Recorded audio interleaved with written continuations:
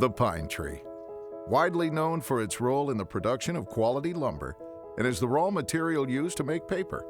Many are surprised to learn it also has a long history as a chemical resource. Originally known as naval stores, tree rosin has been used for centuries to seal the hulls of wooden ships. However, in the early 1900s, paper and pulp-making facilities discovered the properties that made rosin a friend to mariners created a problem with their manufacturing equipment. American ingenuity met the challenge.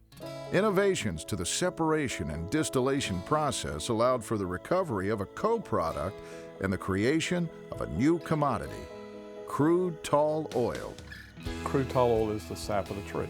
So if you go to a pine tree and you cut it, you see the sap that comes out of it. That's basically what crude tall oil is.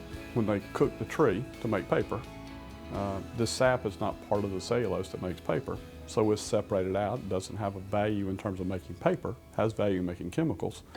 The process starts with separating the CTO into rosin and tall oil fatty acids.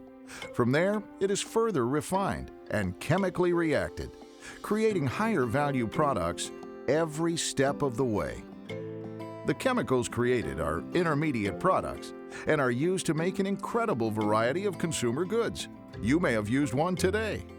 Pine chemicals end up in paper, they end up in inks, they end up in adhesives, they end up in perfumes, soaps, vitamin intermediates, into flavors and fragrances. So you touch it every day, many times every day.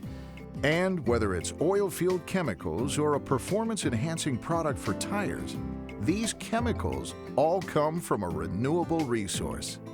You know, they talk today about finding and funding all the bioindustry. Well, this was a bioindustry that came upon itself. Well, sustainability is a big buzzword these days, and it's an important word. I think it's every industry has to go back and look at where their raw materials are coming from, both from availability and cost standpoint.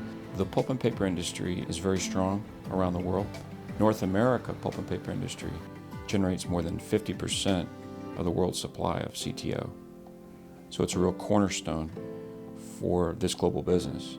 The success of the business is built on characteristics inherent to pine chemicals and the research that continues to explore its great potential. Tall oil is a very long chain molecule. It's a very large molecule.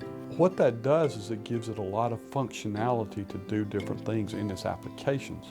So really for us, it's not so much about what the chemical is, it's about the application and the functionality of the chemistry. And it's that that's hard to replicate, it's hard to duplicate, and it occurs naturally in the material. So now we have a balance between green, sustainable, and functional materials. And when you combine that, you create value. Some of that value can be measured in economic terms. The pine chemical industry contributes almost $2 billion to the U.S. economy. It employs almost 2,000 workers with a payroll of $93 million, and each of those jobs generates 9 additional jobs elsewhere in the economy. Analysis of the impact of the industry on suppliers and customers reveals the true economic picture. When we look at an industry or when we talk about a specific industry, sometimes we overlook the contributions that go beyond that industry. The pine chemical industry generates $4.4 billion in upstream economic impact and also supports an additional $11.2 billion in downstream customer industries. Our industry has both a direct and an indirect effect on jobs and on the economy. It actually has a very direct effect on how much foreign oil we'd have to use if we did not use pine-based chemicals. The alternatives would in large part be based on petroleum products. A recent study shows the carbon footprint of pine chemicals is 50% of alternative chemistries.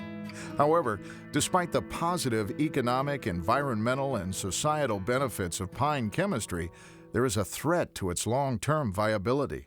There's a big movement as people look for alternative energy sources to look also at biofuels, and biofuels are certainly a good source for fuel long-term.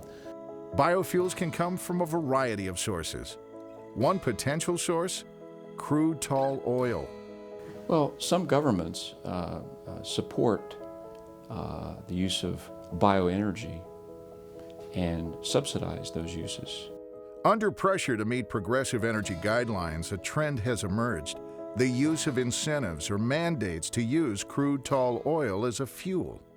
Our interest lies in not in preventing our kind of raw materials to be used for energy, because if they can be done efficiently and effectively and cost competitively with the things that we do, we think that's the right thing to do.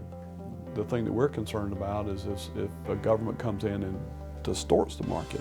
Well, our industry is perfectly happy to compete on a fair and level playing field for these feedstocks. And if it makes sense and, to utilize them for energy production and the market, dictates that the value is higher for that, that's fine. The biggest issue is just looking at use of our products and the functionality.